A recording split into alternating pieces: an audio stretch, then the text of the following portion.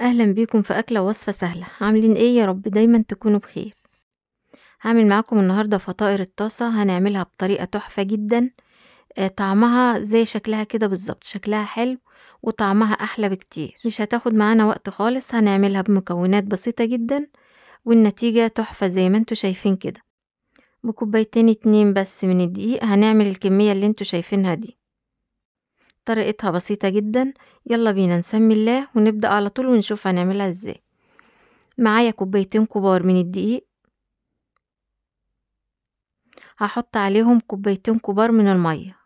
نفس الكوباية اللي عاير بها الدقيق هي نفس الكوباية اللي هعاير بها المية. دلوقتي انا حطيت حوالي كوباية ونص على كوبايتين الدقيق، وهقلبهم وهزود المية شوية بشوية زي ما انتوا شايفين كده. هنقلب فيها واحدة واحدة لحد ما نفك العجينة خالص. يبقى علشان العجينة تطلع مظبوطة معانا كوبايتين الدقيق عليهم كوبايتين مية. هقلب فيها كويس قوي لحد ما الدقيق يدوب كويس، ما يبقاش فيه اي كلاكيع خالص. ممكن تحطيهم في الخلاط بسرعة، هيبقى اسهل من كده بكتير، بس طبعا ما بنحطش الخضار في الخلاط، بنحطه بره. بعد كده حطيت معلقتين كبار من الجبنة، دي جبنة علب، وبصلاية صغيرة فرمها ناعم زي ما انتوا شايفين. حطي البصل ما تقلقيش خالص، ما بيبانش في العجينة بس بيديها طعم بجد خطير. يبقى كده حطيت على كوبايتين الدقيق معلقتين كمان من الجبنة، اي جبنة موجودة عندك، جبنة علب حطي منها معلقتين. ممكن كمان تحطي جبنة رومي او شيدر. وحطيت بصلة صغيرة. بعد كده حطيت معلقة صغيرة من البيكنج باودر، وحطيت حوالي برضو معلقتين من الفلفل الاحمر، وهحط حوالي برضو معلقتين كبار من الفلفل الاخضر، يعني قرن فلفل احمر رومي وقرن فلفل اخضر. بعد كده كان عندي شوية من اللانشون، قطعتهم قطع صغيرة برضو حطيتهم عليهم، ومعلقة كبيرة من الزيت، وهحط معلقة صغيرة من الملح.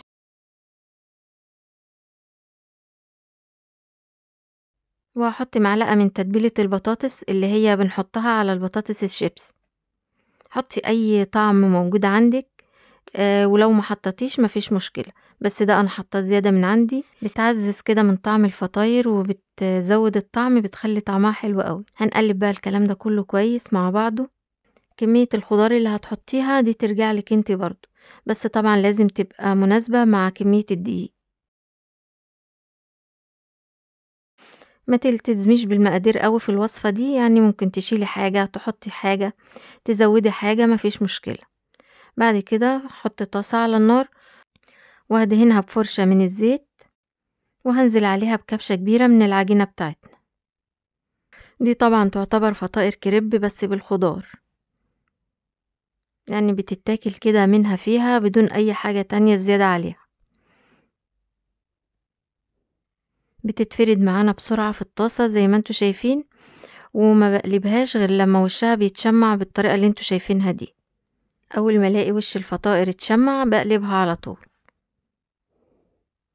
طبعا بنبقى حاطينها على نار وسط، ما بتاخدش معانا وقت كتير.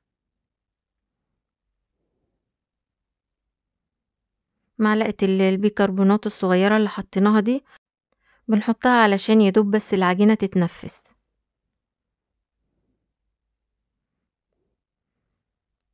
هرجع تاني ادهن الطاسة بفرشة من الزيت، وهقلب العجينة قبل ما احطها علشان الخضار ممكن يبقى مسقط تحت. لازم نديها تقليبة كده قبل ما نغرف الكبشة.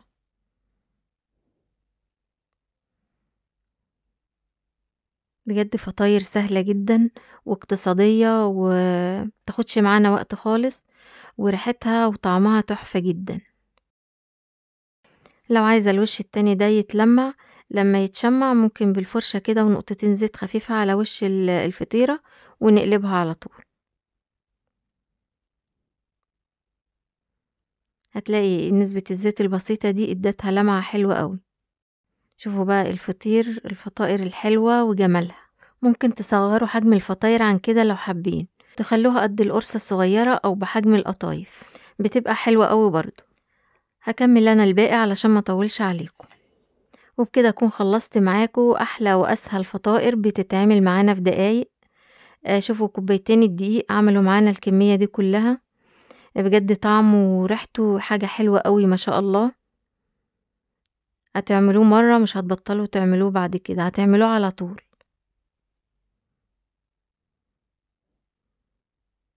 ممكن بقى تلفوه زي السندوتش كده او تقطعوه مثلثات زي البيتزا.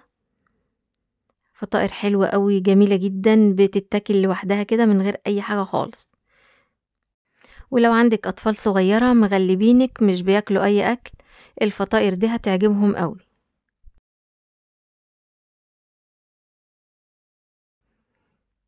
شوفوا لونها وشوفوا الطراوة بتاعتها، حلوة قوي سهلة سريعة اقتصادية مش بتكلفنا كتير. اتمنى الطريقة تكون عجبتكم، اتمنى تجربوها بالطريقة دي وتقولوا لي رأيكم، وبألف هنا وشفا.